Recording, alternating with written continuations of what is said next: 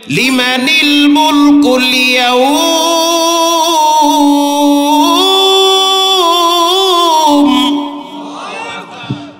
লিল্লাহিল ওয়াহিদিল কাহ্হার।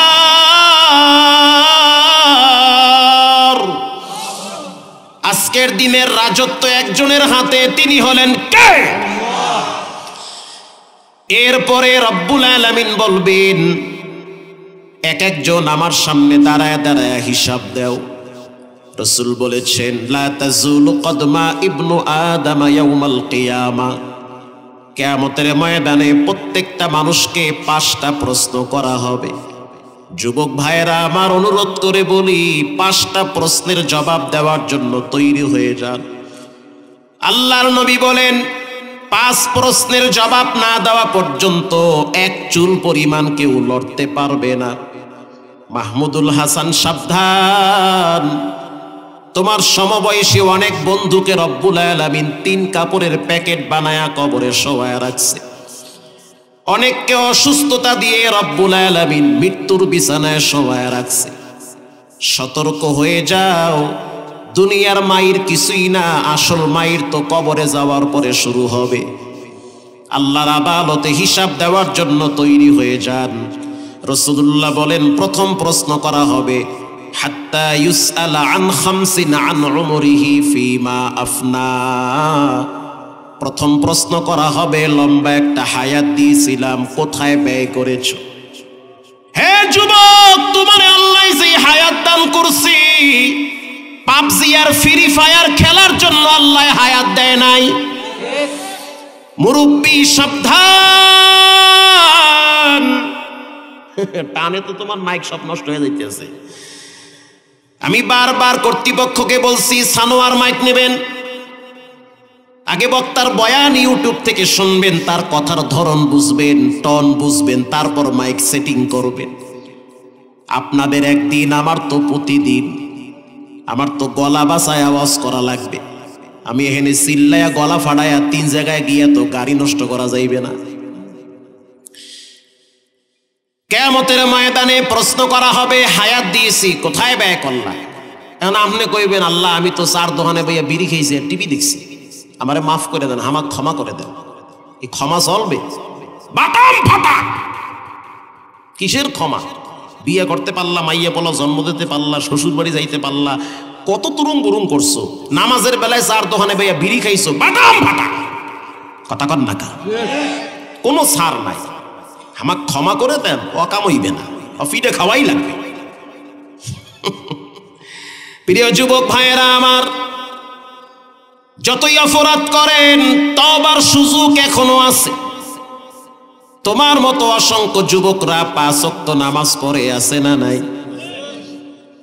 জিনা করো করো, তারপরও নামাজ পড়া লাগবে।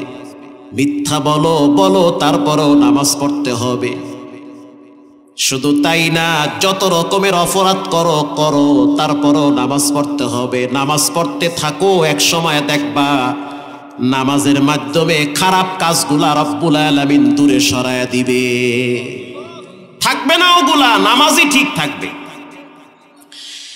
আল্লাহ রাব্বুল আলামিন কোরআনের ভিন্ন এক আয়াতে বলেন, ফাআম্মা মান তাগা, সীমা লঙ্ঘনকারী হইও না, ওয়া আসারাল হায়াতাদ দুনিয়া, দুনিয়াকে প্রাধান্য দিও না, দুনিয়া নিয়ে ব্যস্ত হইও না। নামাজের টাইম যখন হয়ে যাবে, কোনো কথা শোনা যাবে না, নামাজ আগে পড়তে হবে। ছেলে মরল না, মায় মরল না, বাপ মরল, সব পরে, কারণ আমার হিসাব আগে, আমার কবরে আমাকে যেতে হবে। যেই দলের ভিতরে নামাজের কর্মসূচি নাই, এমন দল তুমি করতে পারো না। আসতে বলো না, জোরে বলবা। যেই নেতা নেত্রী তোমাকে নামাজের কথা বলে না, এমন নেতা নেত্রী তুমি 6 তালাক দাও। যেই নেতা তোমাকে নামাজের কথা বলে, তোমাকে বলে যে তোমার আমার ক্যারেক্টার হবে মদিনাওয়ালার ক্যারেক্টার, তোমাকে আমাকে রাসূলুল্লাহর আদর্শে উজ্জীবিত করে, এমন নেতার পিছনে আপনাকে আমাকে থাকতে হবে। কোনো হারামখোর সুদখোর দুনিয়াদার নেতার পিছনে চলা যাবে না। আল্লাহ রাব্বুল আলামিন কোরআনের ভিন্ন এক আয়াতে বলেন, কুল ইন্না সালাতি ওয়া নুসুকি ওয়া মাহইয়ায়া ওয়া মামাতি লিল্লাহি রাব্বিল আলামিন।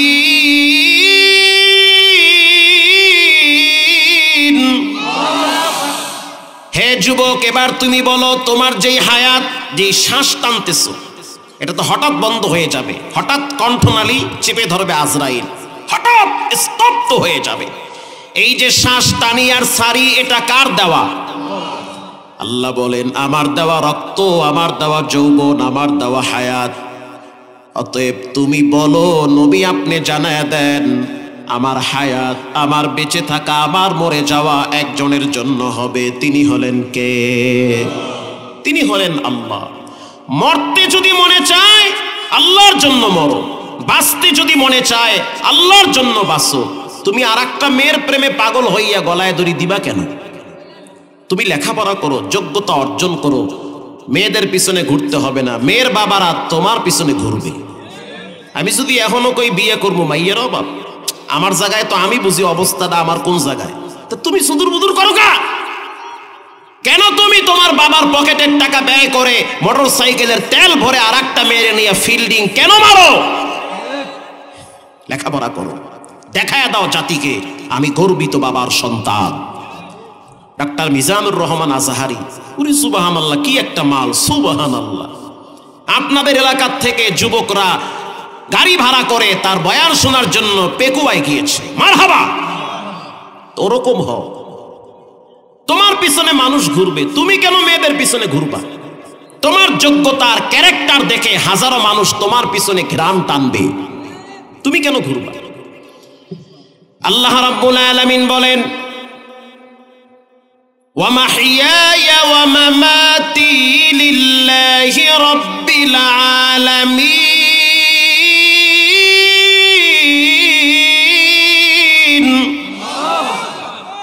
তোমার হায়াত, তোমার মৃত্যু, এটা যেন কোনো নারীর জন্য না হয়, কোনো নেতার জন্য না হয়। তোমার জীবনের শেষ নিঃশ্বাসও যেন বের হয় রবের জন্য। তুমি যেদিন মৃত্যুবরণ করবা, তোমার নাক আর মুখ থেকে যেন আল্লাহর নামের আওয়াজ বের হয়ে যায়। মান কানা আখির কালামি লা ইলাহা ইল্লাল্লাহ দাখালাল জান্নাহ। রাসূল বলেছেন, যার জীবনের শেষ কথা লা ইলাহা ইল্লাল্লাহ, সে যেন অপেক্ষায় থাকে, তার জন্য তার আবাসভূমি জান্নাত হবে। একটু জোরে বলেন সুবহানাল্লাহ। ভালো একটা মৃত্যু কামনা করেন। কিছু মানুষ আছে দুনিয়ার ঝামেলায় সিদ্ধান্ত নেয় মরে যাবো, আছে না? অনেকে তো মরেও, নিজের লাইসেন্সকৃত পিস্তল দিয়ে নিজের মাথায় ঠেকায়, মনে করছে মরে গেলে শ্বশুর বাড়ি গেলাম না। বিষয়টা মানে মরে গেলে বাইসে গেছে না ফাঁসছে। আরো জোরে বলেন। মানে মরা মানি বিপদ, দুনিয়ার ঝামেলা কিছুই না, মরার পরে তো আরো ঝামেলা।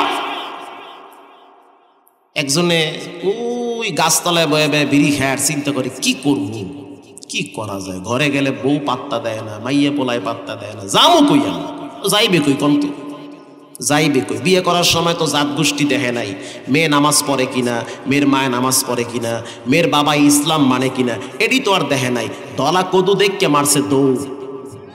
আসতে বলবেন না, জোরে বলেন। এখন যখন হঠাৎ করে পিক আপ ধরা খাইছে, এখন কয় মুই যামু কই? তুমি কই যাবা? যাওয়ার জায়গা কই? আসো মসজিদে, আসো আল্লাহর ঘরে, আসো 2-4 রাকাত নামাজ পড়ো। না, হেতে হের ভাল লাগে না, হে ওই গাছতলায় বয়ে বয়ে বিড়ি খায় আর কয় আমি করমু কি? আর একজন কয় তুই মর। চিন্তা করলো ভেজালের দুনিয়ায় থাকবো না। ভেজাল, বিয়ে করছি, পরবর্তীতে শুনতে পারলাম আমার ম্যাডাম নাকি আরো 3 ডাল লাগে লাইন মারছে। জামু কই? ভেজাল। বাজারে যেই খাবারটাই কিনতে যাই সেটাই হলো ভেজাল। তৈলের ভিতরে ভেজাল আছে না নাই? যেই পোশাক ব্যবহার করেন ভেজাল আছে না নাই? এমন একটা বস্তু নাই যেটার ভিতরে বর্তমান ভেজাল দেয় নাই। আরো তো বাঙালি আম পাকবে 1.5 মাস পরে, হেই আম 3 দিনে পাকায় ফেলায় মেডিসিন দিয়া। কথা কন না কা? সব জায়গায় ভেজাল। ছেলে মেয়ে 2-3টা হইছে তাও ভেজাল, বাবার কথা শুনে না। শুনবে কেমনে? যেই বাপ বাবার সামনে দাঁড়ায় দাঁড়ায় বিড়ি টানে, ওই ছেলে বাবার সামনে গাঞ্জা টানতে পারে, এটাই স্বাভাবিক। কারণ বাবার কাছ থেকে শিখতেছে না জানি কতদূর মজা। এবার সিদ্ধান্ত নিছে মইরা যামু, থাকবো না দুনিয়ায়। ফার্মেসিতে গিয়া বলে ডাক্তার কি 1 বোতল বিষ দাও। কেন? যদি কয় আমি খামো তাই দেবে? তো মরবি তুই, মরেও মারবি। ঘরে ইন্দুরে খুব ডিস্টার্ব করে, ইন্দুর মারবি, বিষ দাও। বুঝছো কিন্তু? কয় হ্যাঁ। মাথা ঠিক আছে? কয় ঠিক নাই। মানে বিড়ি দেখেন না, এটা খায় তো ঠিক বানাই মাথা। দেশে এবার বিষ। ঘরে যাওয়ার পরে চিন্তা করলো বাঁচবো না মরমু। চোখ বন্ধ করে দেখলো দুনিয়া অন্ধকার, ভেজালের দুনিয়ায় থাকমু কই, মরে যামু। দরজা জানলা সব লাগায় দিয়ে পুরা বিষের বোতল এক টানে খায়া লাইছে। খাওয়ার পরে সাদা কাপড়ের বিছানায় টনটনায় শুয়ে রইছে। মনে করছে আজরাইল বুঝি এখনই আইয়া ধরে লইয়া যাইবে, কিন্তু কোনো অ্যাকশন হয় না, গলাও ঘ্যাংরায় না। তা খাইলাম কি? বিষ খাইছি না শরবত খাইছি, আল্লাহ জানে। 3 ঘন্টা হয়ে গেছে, কোনো ক্রিয়া নাই, মৃত্যুর যন্ত্রণা নাই। ওয়াজাআত সাকরাতুল মাউত। প্রত্যেকটা মানুষের মৃত্যুর সময় যন্ত্রণা আছে না নাই? তা খাইছি কি? আমি চা খাইলাম না কফি খাইলাম, আল্লাহ জানে। বেচারায় চিন্তা করলো জানলা দরজা লাগাইছে, হয়তো বুঝি আজরাইল রাস্তাঘাট খুঁজে পায় না। খুলছে একটা জানলা, খুলে দেখে যে না, জানলা দরজায় কোনো কাজ হয় না। সন্ধ্যার টাইমে ফার্মেসিতে গিয়া বলে ডাক্তার কি হয়েছে? কি বিষ দিলা? কেন? এটা তো কোনো অ্যাকশন নাই, কেমনে বুঝলা? আমি তো খাইছি। ও মাই গড, খাইছো মানে? তুমি খাইছো? কহ তুমি বাচ্চা আছো? কহ বাচ্চা আছে? কও কি? দেখি বিষ। ওহো, এ তো ডেট ওভার বিষ, ভেজাল্লা বিষ। করে আল্লাহ, বিষ খাইছে হেন দি ভেজাল, তুমি জামু কই? বাপ বিষ। এবার বেচারায় চিন্তা করলো গলায় দড়ি দিয়ে মরুম। লাইলন দড়ি চেনেন না? লাইলন দড়ি নিয়ে আইছে, কাঁড়াল গাছের লাগে ঝুলাইয়া দিছে, ঝুললে পড়ছে, সিলরা নিচে পড়ে গেছে। এটা লোড সইতে পারে নাই। দোকানে গিয়া বলল কি দড়ি দিলা? কেন? সিররে গেল কেমনে? বুঝলা কেমনে? আমি তো ঝুললে পড়ছি, সিররে গেছে। কও কি? তুমি গলায় দড়ি দিছো? কহ মরো নাই? কনা বাচ্চা আছি আমি। দেখি দড়ি। ওহো, এই দড়ি বৃষ্টিতে কয়েক মাস ভিজতে ভিজতে এটা টেম্পারেচার দুর্বল হয়ে গেছে, এহেনো ভেজাল। ওরে আল্লাহ, খাইছি বিষ, হেনো ভেজাল। দিছি গলায় দড়ি, এহেনো ভেজাল। আমি যাবো কই? ঘরে গেছে, দেখে অবস্থা ঠান্ডা না, আরো গরম। কিস্তিওয়ালারা আইয়া খালি ডাহাডাই করে, এ গোলামের ফো কিস্তি দে। কথা কন না কা? কিস্তির জ্বালায় অস্থির। আমি তো পাবলিকের চেহারা দেখে ওয়াজ করি, বুঝি তো কোন জায়গায় কোন প্যারাসিটামল লাগবে। আবার হুজুরেরা মনে করেন না যে জঙ্গল দিয়ে উঠতে এসে, জি না, হ্যাঁ যাইয়া দেখেন কই আমি নামাজ পড়াই আল্লাহর দয়ায়। জি, আমাকে অবস্থান বুঝতে হবে। ঠিক ঠিক না? ঠিক ঠিক কথা, অবস্থান বুঝতে হবে। এবার বেচারায় চিন্তা করলো কি করা যায়। কি করবো? যাক, রাস্তায় গিয়া হানিফ, শ্যামলী, নাবিল এ সমস্ত কোচ যায়। তা কাজ করি, 3 রাস্তার মোড়ে গিয়ে হইয়া থাকু, একটা গাড়ি আইয়া উপরতে যাইবে, জায়গায় শেষ। এবার হাইওয়ে গেছে, সিরাজগঞ্জ মেইন রাস্তায় গিয়া সিতায় হইয়া রইছে। ফজর হয়ে গেছে, একটা গাড়িও আহে না। ট্রাফিক আইসা গুতা মারছে, এই অগার ফমকা এনে হইয়া রইছো কা? ট্রাক আসবে, বাস আসবে, উপর দিয়ে যাবে, আমি মইরা যাবো, ভেজাল্লা দুনিয়ায় থাকুম না। ট্রাফিক বলতে আছে দেশের অবস্থা জানো না? কে 3 দিন হরতাল, একটা সাইকেলও চলবে না। মরার সুযোগ আছে? আয় তামাশা গাহে আলম রোয়ে তু কুজা বহরে তামাশা মিরভি। বিশ্বাস করেন দুনিয়া বড় স্বার্থপরের জায়গা। যত দিবেন, যত খাওয়াবেন, সবাই খুশি, মাথায় নিয়ে নাচবে। দিবেন না, খাওয়াবেন না, ঘরের মানুষগুলাই দেখতে পারবে না, ছেলেমেয়েরাই দেখতে পারবে না। যেই দিন আপনি ঘরে আপনার বাচ্চারে আপনি প্রতিদিন মালাই আইসক্রিম খাওয়ান, আমারটার কথাই আমি করি, ভালো ভালো আইসক্রিম নিয়ে যাই, খুব খুশি, বাবা ড্যাডি পাপ্পা, কত মজার মজার কত, ও বাবা বাবা বাবা, বুঝি তো খাওয়ার লাগে বাপ বাপ করো, বুঝি তো এটি সবই। ঠিক না বে ঠিক? ঠিক কথা। একদিন আমি ললিপপ লয়ে গেছি 5 টাকা দিয়ে, 5 টাকা ললিপপ, পোলায় বেসকি মেরে খাবো না কি, সব তো খাওয়াইয়া ফাটিয়ে নি, দিমু খাওয়ামু খুশি, দিমু না খাওয়ামু না, সবাই চেহারা কালা বানায়। বিশ্বাস করেন ভাই, দুনিয়া বড় স্বার্থপরের জায়গা। বন্ধু মনে করে গোপন বিষয়গুলা শেয়ার করবেন, সম্পর্ক নষ্ট হয়ে গেলে আপনার দুর্বলতার সুযোগে সব তথ্য ফাঁস করে দিবে। কিছুদিন আগে দেখছেন দরবেশ বাবা কেমনে ধরাটা খাইছে, 2 বাবায় নৌকায় বাড়ি দিছে, 2জনই পলাইবে, কথা বলছেন, 2জনই বন্ধু, আইনমন্ত্রী সাহেব, সাবেক আইনমন্ত্রী আর সালমান এফ রহমান, 2 দোস্ত চিন্তা করছে কি করা যায়, একটা কাম কর, কি দাড়ি কামা তুই আগে, কামায় খুমায় আগে সাইজ হয়ে এলো, প্যান পন খোল তাড়াতাড়ি, লঙ্গি প্যান পরে বাপ ধরে বয়ে রয়েছে, পালান লাগবে না। এবার যখন একজনে ধরা পড়ছে, আর একজনে কয় অরে সাইডে তো অরে চেনো আর কি না, কি দোস্ত, আপনারা কি রাগ করতেছেন? এটাই বাস্তবতা। একসাথে রাজনীতি করতো, একসাথে কত জুলুম করছে, নির্যাতন করছে, আহা, যেই একজনে ধরা খাইছে আর একজনরেও আটকায়া দিছে, এটাই বাস্তবতা। দুনিয়ার কথা বাদ দিলাম, কিয়ামতের ময়দানে কি হবে শোনেন। ইয়াউমা ইয়াফিরুল মারউ মিন আখিহি ওয়া উম্মিহি ওয়া আবিহি।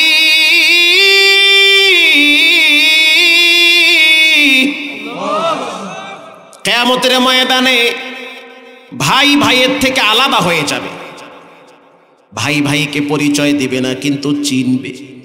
ওই যে আমার ভাই মুজাহিদুল ইসলাম দেখায় চিনা ফেলাইব, কাছে গিয়া বলবো ভাই একটা নেকির জন্য আজকে আমি ধরা খেয়ে গেছি, ভাই বলবে তোমার সাথে আমার কোনো সম্পর্ক নাই, দূরে দূরে চলে যাও। স্ত্রী স্বামীকে পরিচয় দিবে না। ও পর্দার ভিতরের মা বোনেরা শুনে নেন, 5 ওয়াক্ত নামাজ পড়েন, পর্দায় থাকেন, কিছু মা বোনেরা আছে হাত মোজাও পরে, পাও মোজাও পরে, পর্দাও করে, সব ঠিক আছে, তাহাজ্জুদও পড়ে, বাট স্বামীর কথা মানে না। এরকম কিছু মহিলারা আছে। খবরদার মা বোনেরা, স্বামীর কথা মানতে হবে, স্বামী বহিদ হুকুম যেটা দিবে সেটা মানতে হবে। স্বামীর আপনজনদেরকে আপন বানায় নেন, স্বামীর মন পাবেন। স্বামীর বোনের খবর নেন, স্বামীর মায়ের খবর নেন, নিজে না চাইলেও বলেন স্বামীরে যে আপনার বোনটারে কিছু দেন। বিশ্বাস করেন আপনার স্বামীর মনে আপনি জায়গা পেয়ে যাবেন, জায়গা পাবেন। মা বোনেরা শুনে নেন, আপনি আপনার স্বামীকে বলবেন, ও স্বামী আমার, তুমি তোমার বোনের খবর নাও, কিছু টাকা পয়সা দাও। এই কথা বলা মানে নিজের কপাল খুলে যাওয়া। স্বামী যত কষ্ট করুক দুর্বল হয় না, দুর্বল হয় ঘরে গিয়া মহিলার বেশকি হলে, কথা কন না কা। পুরুষ কখনোই দুর্বল হয় না, পুরুষ দুর্বল হয় একটা জায়গায়, সেটা হলো ঘরে। স্ত্রী যদি উল্টা পাল্টা করে সেই পুরুষ দুর্বল হয়ে যায়। কথায় কথা আসে, বলবো, রাগ করতেছেন? একজন পুরুষের সফলতার জন্য 2 জন ব্যক্তি লাগে, স্মরণের অক্ষরে লেখা রাখেন, কাজে লাগবে। হে ছাত্র ভাই শুনে নেন, যুব সমাজ শুনে নেন, আপনার সফলতার জন্য 2টা ব্যক্তি লাগবে। 1 নম্বরে কলিজার টুকরা মায়ের দোয়া লাগবে, 2 নম্বরে ঘরের স্ত্রীর সহযোগিতা লাগবে। কারণ পুরুষ স্ট্রং থাকে ঘরের নারীর সহযোগিতায়। পুরুষ গাধার মতো খাটতে রাজি, এটা এমন জাত কষ্ট করতে রাজি, রাতকে রাত জেগে কষ্ট করবে, কিন্তু শুধুমাত্র নারীর কাছ থেকে একটু ভালোবাসা চায়। মায়ের দোয়া থাকলে, স্ত্রীর সহযোগিতা থাকলে ওই পুরুষকে কেউ পিছায় রাখতে পারে না। আপনি বাহিরে থাকবেন, কাজ করবেন, কাজ করতে গেলে ব্যবসায় লস হতে পারে, কখনো কখনো পা ভেঙে যেতে পারে, কখনো কখনো চাকরি চলে যেতে পারে, ইনকামের রাস্তা বন্ধ হয়ে যেতে পারে। সুখের দিনে ঘরের বিবি আপনারে মাথায় নিয়ে নাচত, এখন দুঃখের দিনে যদি আপনার বিবি আপনাকে সহযোগিতা করে, টেনশনের কারণ নাই, 3 বেলার জায়গায় 1 বেলা খাবো, তারপরেও তুমি ভেঙ্গে পড়বা না। কসম আল্লাহর, সেই ঘরের পুরুষ কখনোই পিছায়া থাকতে পারে না, পিছায়া থাকে না। আর যার মা দিল খুলে দোয়া করে, মালিক তুমি আমার সন্তানটারে কবুল করে নাও, মুসিবত থেকে হিফাজত করো আল্লাহ। আল্লাহর রাসূল বলেন, মায়ের দোয়া বিনা পর্দায় আরশে আজিমে কবুল হয়। মা বাবার দোয়া নেন, মা বাবা বুড়া বুড়ি হয়ে গেছে, ওই 2 জায়গায় তো আসল জিনিস। ওই জায়গায় সম্পর্ক যত ভালো রাখবেন, রিজিকের রাস্তা খুলে দিবেন কে? কথা কত দূরে গেল? কিয়ামতের ময়দান ভয়ঙ্কর ময়দান। ওয়াশাহিদিন ওয়া মাশহুদ কুতিলা আসহাবুল উখদুদ। আল্লাহ এখানে শপথ করে আসহাবে উখদুদের ঘটনা বর্ণনা করেছেন। এরকম একটি সূরার নাম হলো সূরা আসর। আল্লাহ বলেন, ওয়াল আসর, সময়ের শপথ, সময়ের বড় দাম। সময়কে যে কাজে লাগায় সে দামি হয়ে যায়। ছাত্র জীবনের কথা বলি, আমি তো খুব আগের যুগের ছাত্র না, এই মধ্যম পন্থার যুগ। ছাত্র জমানায় এমনও গেছে সারা রাত বসে থাকতে পারি নাই, দাঁড়ায় দাঁড়ায় পড়া লাগছে। জি সাভারে এমনও ঘটনা ঘটছে, সারা রাত দাঁড়ায় দাঁড়ায় পড়া লাগছে, 1 সেকেন্ডের জন্য বসতে পারি নাই। যখন আমি হেফজখানায় পড়তাম তখন দেখছি সফিনা পড়া লাগে দাঁড়ায় থাইকা টোটাল 30 পারা কোরআন দাঁড়ায় দাঁড়ায় পড়া লাগে, নিচে বসে বসে 3-4 জনে ধরে। তো সেই দিনের কষ্ট আল্লাহ বৃথা দেয় নাই। ঘরের দিকে বারবার তাকাইতাম আর চিন্তা করতাম এখনো তো শেষ হয় নাই। এমন সময় গেছে দুপুরের খানা সন্ধ্যায় খাওয়া লাগছে, সময় পাই নাই। আল্লাহ বলেন, যারা সময়কে মূল্যায়ন করে তাদেরকে আল্লাহ মূল্যবান দামি বানায়া দেয়। ইমাম বুখারীর উস্তাদ, ইমাম মুসলিমের উস্তাদ, সে নামটা খেয়াল নাই আমার, সে বলেন 30 বছর আমার বোন আমারে খাবার খাওয়ায় দিছে, খাবার খাওয়ার টাইম পাই নাই, আমি বসে বসে হাদিস লিখছি। সুবহানাল্লাহ, বাইতে গিয়ে কইেন 30 বছর আমি বসে বসে দুপুরের টাইমে জোহরের নামাজ পড়ে হাদিস লিখতে বসছি, খাওয়ার টাইম পাই না। আমার বোন আইসা পাশে বইসা আমারে খাবার খাওয়ায় দিছে। 1 দিন 2 দিন না, 30 বছর। ওয়ুনুল হিকায়াতে আসছে, ইবনুল জাওজি লেখে এরকম হয়েছে। ছাত্র ভাইরা আমার এখন তো ম্যাক্সিমাম সময় দেয় মোবাইলের পিছনে। এজন্য সময়টারে কাজে লাগান কারা? যারা, কারণ যারা সময়কে মূল্যায়ন করে তাদেরকে মূল্যবান করে দেয় কে? সময়কে নষ্ট করা যাবে না, প্রতিটা সেকেন্ডের হিসাব দেওয়া লাগবে। আল্লাহ বলেন, ইন্নাল ইনসানা লাফি খুসর, দুনিয়ার সব মানুষ ক্ষতিগ্রস্ত, একমাত্র ইল্লাল্লাযীনা আমানু ওয়া আমিলুস সালিহাত, যারা ঈমান এনেছে, আল্লাহর প্রতি পূর্ণ আস্থা বিশ্বাস রাখছি, ওই ব্যক্তি হলো সফল কাম। আল্লাহু আকবার। ঈমানেরও অনেক দাম। আল্লাহ কোরআনে বলেন, আমিনু কামা আমানান নাস, ঈমান আনো একজনের উপরে, তিনি হলেন রব। ঈমান আনো তার উপরে, তিনি হলেন নবী। ঈমান আনো তাদের উপরে, তারা হলো আল্লাহর কোরআন। ঈমান আনো তাদের মতো যারা হলো রাসূলুল্লাহর সাহাবী, তাদের মতো ঈমান আনো। কোরআনের ভিন্ন এক আয়াতে রব্বুল আলামিন বলেন, ইন্নাল্লাহা আশতারা মিনাল মুমিনিনা আনফুসাহুম ওয়া আমওয়ালাহুম বিআন্না লাহুমুল জান্নাহ ইউকাতিলুনা ফি সাবিলিল্লাহি ফায়াকতুলুনা ওয়া ইউকতালুন।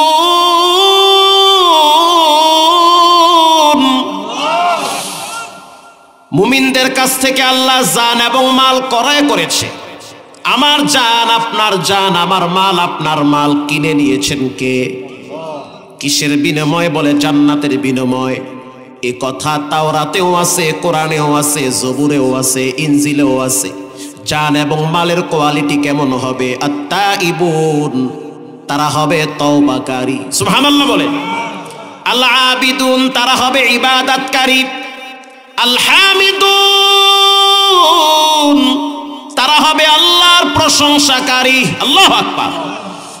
আল হামিদুন আস-সাইহুন আর-রাকিউন, তারা হবে সিয়াম পালনকারী, তারা হবে সিজদাকারী, তারা হবে রাকিউন, রুকুকারী, তারা হবে সৎ কাজের আদেশ দানকারী, অসৎ কাজকে নিষেধ দানকারী।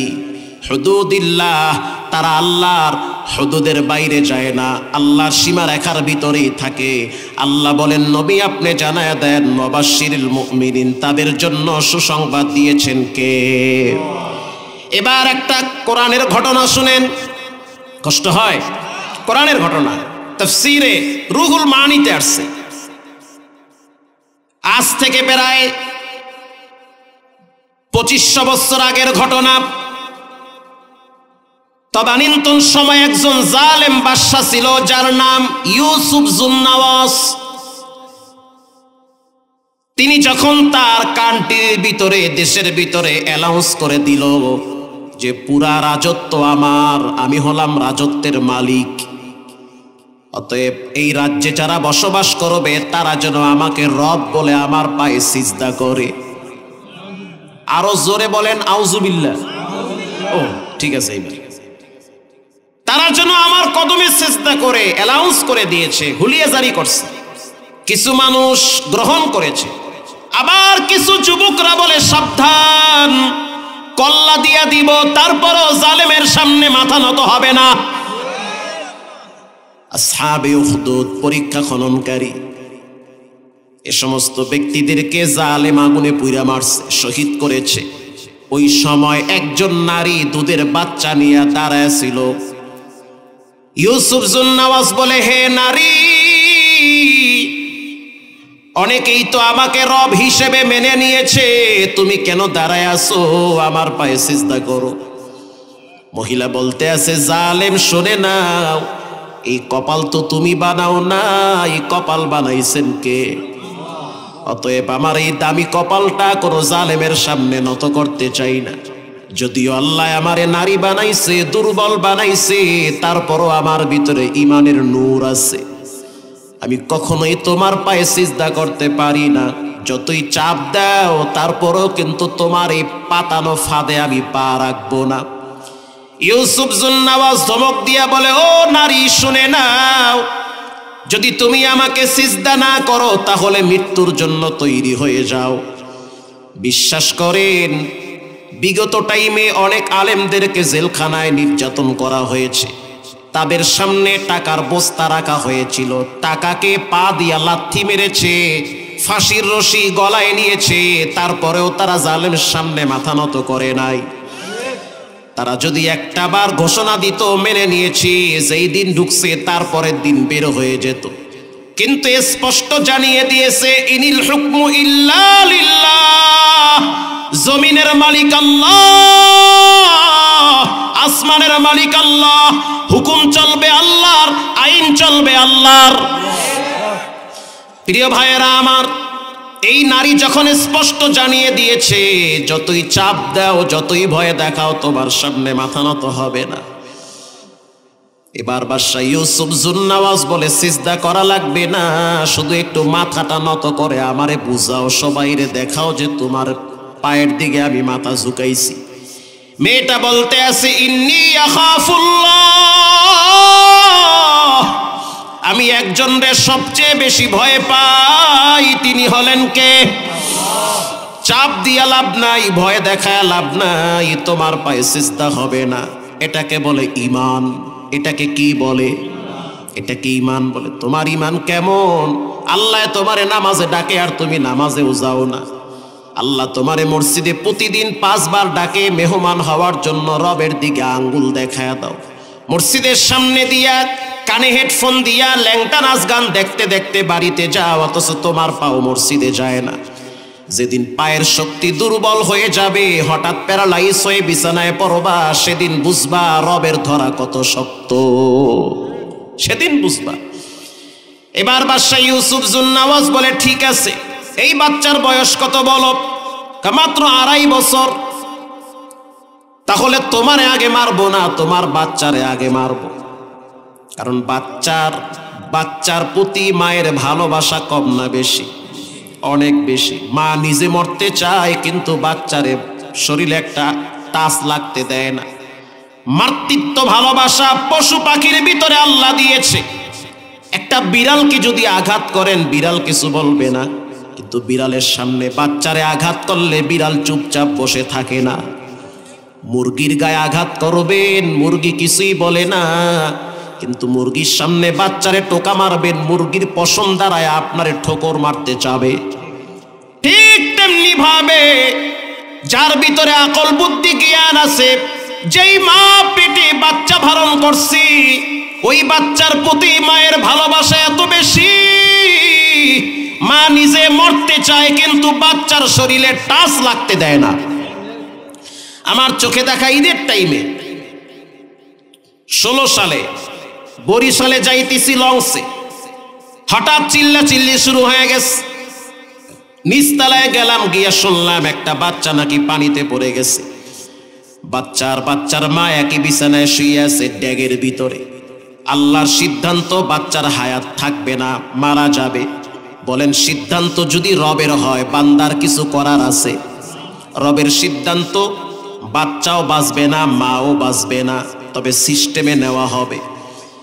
বাচ্চার ঘুম ভেঙে গেল, লঞ্চের পিছনে গেছে, পিছনে উজু করার জন্য একটা খালি জায়গা থাকে।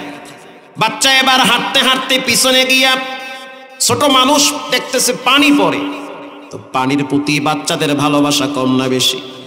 মজা পায় গেছে পানির। তো মানুষ কলা খায়া সোলা ফালাইছে, লঞ্চে কলা আর রুটি বেশি বিক্রি হয়। যখন সোলা ফালাইছে, বাচ্চাটার পা গিয়া কলার সোলার উপরে পড়ছে। যখন সোলার উপরে পড়লো, সোলা স্লিপ কাটছে, স্লিপ কাইটা সোলা যখন পানিতে পড়লো, বাচ্চা কন্ট্রোল করতে পারে নাই, সেও পানিতে পড়ে গেছে। রানিং লঞ্চ, তখন চাঁদপুর নদীতে পদ্মায় লঞ্চ চলতেছে। 10 মিনিট পরেই মায়ের ঘুম ভেঙে গেছে, কলিজার ভিতরে টান লাগছে। মা চলে গেল লঞ্চের পিছনে, গিয়া দেখলো বাচ্চার জুতা ঝুলতেছে। মায়ের আর বুঝতে বাকি নাই, বাচ্চা নাই। মার তারা থাকে নাই, বিশ্বাস করেন, মা ওই রানিং লঞ্চে ঝাঁপ দিয়েছে পানিতে। কেউ তারে আটকায় রাখতে পারে নাই, বুঝতেই পারে নাই যে মা এভাবে ঝাঁপ দিবে। সকালবেলা মা আর বাচ্চা গলা ধরে জেলেদের জালে কীর্তন খোলা নদীতে ভাসতেছে। আল্লাহু আকবার। এটা হলো মা, মায়ের কলিজার ভিতরে সন্তানের ভালোবাসা। জালেম বাদশা বলল, বাচ্চারে কিন্তু এখন শাস্তি দিব, বলো পরোয়া করি না। এবার ইউসুফ জুন্নাওয়াজ বলে, হে আমার প্রশাসন, বিশাল বড় একটা চুলা বানাও, চুলার ভিতরে একটা ডেক বসায় দাও, নিচে আগুন ধরায় দাও, উপরে তৈল ঢেলে দাও। এবার যখন উপরে তৈল ঢেলে দিয়েছে, তৈল তখন টকবক করে ফুটতেছে। তৈল যখন গরম হয়ে গেছে, ইউসুফ জুন্নাওয়াজ বলে, হে নারী, শুনে নাও, হয় ঈমান ছাড়ো, আমার কদমে সিজদা করো, না হয় কিন্তু বাচ্চার মায়া ছেড়ে দিবা। তো চোখের সামনে বাচ্চারে আগুনে পুড়ে মারবো, তেলের ভিতরে ভুনা করব। মহিলা বলতে আছে, পরোয়া করি না। ইউসুফ জুন্নাওয়াজ দেখতে আছে, চোখের পানি বায়া বায়া পড়তেছে। প্রশ্ন করল, মা ইউবুকি, কি হয়েছে, কেন কাঁদো? উত্তর দিতেছে, আমি আমার বাচ্চার জন্য কাঁদি না, আমার জন্য কাঁদি না, আমি এজন্য কাঁদি আল্লাহ যেন কিয়ামতের ময়দানে শহীদের মা হিসাবে আমারে দাঁড় করায়, আমি এই জন্য কাঁদতেছি। ইউসুফ জুন্নাওয়াজ বলতে আছে, তাহলে তৈয়ার হয়ে যাও, তোমার চোখের সামনে এবার বাচ্চাকে ফালাবো। বলে, হা, ফালাও। এবার মার ঈমান কত শক্ত শুনে নেন। বাচ্চারে টান মাইরা যখন অগ্নিকুণ্ড তৈলের ভিতরে ছাইরা দিছে, টকবক করে ফুটতেছে, মুহূর্তের ভিতরে গোস্তগুলা ভুনা হয়ে গেছে, কাবাব হয়ে গেছে। মায়ের কলিজার ভিতরে সহ্য করতে পারে নাই। আল্লাহ রাব্বুল আলামিনের কুদরত প্রকাশ পেয়েছে, বাচ্চার জবান আল্লাহ খুলে দিয়েছে। বাচ্চা বলতেছে আন্দারা মা দরব বি বুরহানে হ তাগবিনি আশরতে কা সালেহ আন্দারা মা দর के मन ईजा खोशा कर से दर सूरत मियाने आगोशा। কি মনে করছো এটা বুঝি আগুন না? না, রব্বুল আলামিন ইব্রাহিম নবীর জন্য আগুন যেমন ফুলের বাগান বানাইছে, ঠিক তেমনি ভাবে দেখতে মনে হয় আগুন, তৈল আসলে আগুন না, তৈল না, এটা ফুলের বাগান বানাইছে। ঈমান ছাড়া যাবে না। ইল্লাল্লাযীনা আমানু ওয়া আমিলুস সালিহাত, ঈমানের অনেক দাম। ওয়া আমিলুস সালিহাত, সৎ কাজ করা লাগবে। ওয়া তাওয়াসাউ বিল হাক্কি ওয়া তাওয়াসাউ বিস সবর। প্রিয় যুবক বাবারা, মুরব্বী বাবারা শুনে নেন, ঈমানের প্রথম দাবি হলো নামাজ পড়া লাগবে। ঈমানের দল করতে হবে। দল পৃথিবীতে দুইটা, হিজবুল্লাহ, হিজবুশ শয়তান। একটা শয়তানের দল আর একটা হলো আল্লাহর দল। আল্লাহর দলে নামাজ আছে, কোরআন আছে, রাসূলুল্লাহর হাদিস আছে। শয়তানের দলে শুধু পেট পূজা করো, ঠিক না বেঠিক? শয়তানের দলে দুর্নীতি করো, রাস্তার টাকা মেরে খাও, কালবাটের টাকা চুরি করো, বিধবা ভাতা মেরে খাও। গোপালগঞ্জে এক এলাকায় ওয়াজে গেলাম, হুজুর আমগো এলাকার টয়লেট খাইয়া লাইছে নেতারা। কয় কি টয়লেট আবার কেমনে খায়? কয় হুজুর টয়লেটের টাকা দিছে সরকার, এটা মারিরে কুটটা খাইছে। আমি কইলাম এটা তো আরো খারাপ। পায়খানা খাইলেও তো হালাল করার পদ্ধতি আছে, জনগণের টাকা যদি মেরে খায় হালাল করার পদ্ধতি নাই। প্রিয় বাবারা, আমার জন্য ঈমান ঠিক রাখা লাগবে। ঈমানের প্রথম দাবি হলো নামাজ। আজ থেকে তওবা করে নেন, জীবনে কোনোদিন নামাজ ছাড়বো না, হারাম খাবো না, মা বাবার সাথে বেয়াদবি করব না। অনুরোধ করে বলি, বিনয়ের সহিত বলি, পায়ে হাত দিয়ে বলি, নামাজ ছাড়া যাবে না। এই যুগে যুবক বেশি দিন বাঁচতে পারে না। ছোট ছোট বাচ্চাদের ডায়াবেটিস ধরা পড়তেছে। অসংখ্য যুবকরা হ্যাপাটোলজি, বি ভাইরাসে আক্রান্ত হয়ে যাচ্ছে। সুস্থ সবল যুবক হঠাৎ ক্যান্সারে আক্রান্ত হয়ে যাচ্ছে। মানুষ বেশি দিন বাঁচতে পারে না। তওবা করে নেন, পাক্কা দিলে তওবা করে নেন, জীবনে হারাম খাবো না, মা বাবার সাথে বেয়াদবি করবো না, ঈমান ছাড়বো না। দিলটা যদি নরম হয়, তওবার নিয়াইতে দুইটা হাত আল্লাহকে দেখা দাও। নারায়ে তাকবীর। আয় আল্লাহ, আপনি আমাদের হাতগুলারে কবুল করে নেন। জীবনে একবার খানায় কাবার কালো গিলাপের সাথে হাতটা লাগায়া দেন। জীবনে একবার রাসূলুল্লাহর রওজার পাশে দাঁড়ায়া গিলাপটারে রাসূলুল্লাহর বুকের সাথে জড়ায়া ধরার তৌফিক দেন। রঙ্গে তাকওয়া, রঙ্গে সিদ্দিক, রঙ্গে দিন, তা'আবুদু বাকিবু ওয়াদবর আবিদিন। আল্লাহ বলেন ওয়াতাওয়াসাউ বিল হক ওয়াতাওয়াসাউ বিস সবর। সৎ কাজের আদেশ করা লাগবে, সত্যবাদীদের সাথে থাকতে হবে, হকের পক্ষে থাকা লাগবে, সবরওয়ালা বান্দা হওয়া লাগবে, ধৈর্যশীল হতে হবে। এক নামাজ থেকে আর এক নামাজ ধৈর্য লাগে। ফজরের নামাজ পড়তে ধৈর্য লাগে না? কথা কর না কেন? এশারের নামাজ পড়তে ধৈর্য লাগে। প্রত্যেকটা আমলের বেলায় ধৈর্য ধরা লাগবে। আসসাবরু আলাত তাআ। আল্লাহ বলেন ওয়াতাওয়াসাউ বিল হাক্কি ওয়াতাওয়াসাউ বিস সবর। হকের পক্ষে থাকো, হক কথা বলো, হক কথা যারা বলে তাদের পিছনে থাকো, ইনশাআল্লাহ বলেন।